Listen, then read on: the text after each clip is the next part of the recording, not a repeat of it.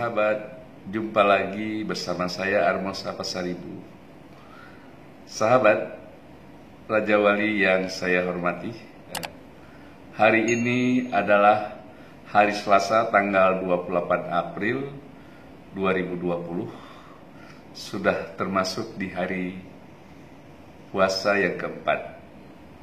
Semoga para sahabat yang menjalankan puasa, amal ibadahnya diterima oleh Allah Subhanahu wa Ta'ala. Amin, Allahumma amin. Sahabat Raja Wali channel yang saya banggakan, kali ini saya akan melanjutkan tentang bagaimana memotivasi calon kandidat leader yang akan kita promosikan. Pada season yang lalu, saya menjelaskan faktual dan loyalitas serta dedikasi. Sahabat Raja Wali channel yang saya hormati, kita berbicara masalah yang namanya faktual. Artinya kita harus melihat fakta dari realita kebenaran tentang posisi kemampuan IQ atau intelektual atau intelijensia seseorang dengan emosional quotient atau kepribadian.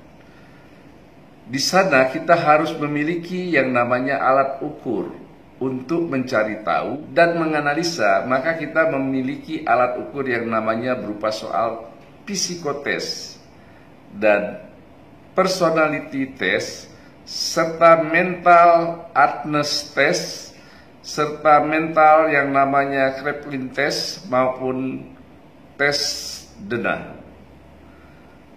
Ada beberapa sisi tes yang kita lakukan sebagai bahan untuk mencari tahu serta menganalisa dari kandidat calon yang akan kita promosikan menjadi seorang leader. Sahabat Raja Wali channel yang saya banggakan, berbicara tentang faktual, maka kita masuk kepada sisi yang namanya personality test. Untuk apa dilakukan personality test? Dan apa yang harus kita lihat yang ada di dalam materi personality test? Personality test untuk kita ketahui lebih detail apakah calon kandidat leader yang akan kita promosikan adalah calon kandidat leader yang memiliki sifat-sifat yang ada pada setiap orang. Personality test itu akan kita ketahui tentang sifat-sifat dan watak dari seorang kandidat leader. Tujuan personality test adalah untuk mengetahui apakah kandidat calon memiliki sifat dan karakter seperti seorang korelis atau sifat orang yang sanguinis atau sifat orang yang melankolis, serta apakah dia juga termasuk orang yang bersifat pragmatis.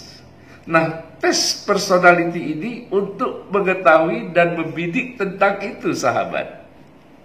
Sahabat Raja Wali channel yang berbahagia, secara psikotest kita akan membagi dua sisi, yaitu ada tes yang menyangkut sisi kemampuan IQ. Alat ukur tesnya diberikan soal-soal yang menyangkut tes pengujian kemampuan berpikir, kemampuan daya analisa berpikir, tes soal yang diberikan menyangkut daya sintesa berpikir, tes daya sistematika berpikir, tes ketelitian dan ketepatan berpikir serta bekerja, tes kecepatan bekerja dan berpikir. Terus ada tes daya sintesa dan seterusnya adalah tes berhitung, kecepatan berhitung. Apakah kita punya IQ itu memiliki kemampuan itu atau tidak? Nah, di sisi kedua dalam psikotest, yaitu tes yang menyangkut emotional quotient.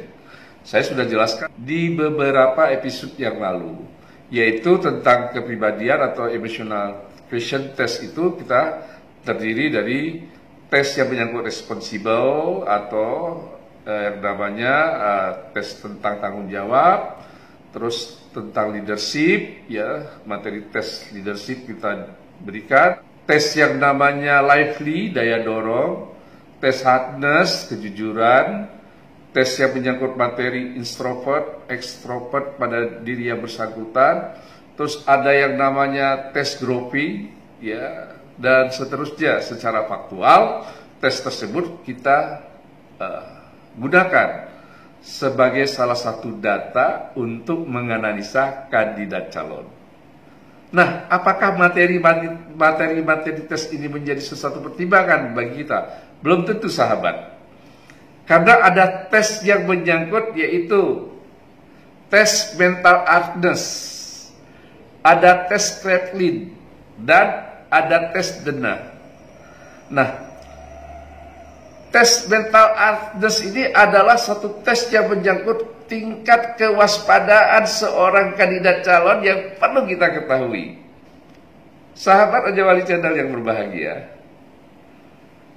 tes yang menyangkut mental hardness itu adalah tes tingkat kewaspadaan kita berpikir, kehati-hatian dan kejelian kita berpikir dari tingkat kemampuan IQ kita.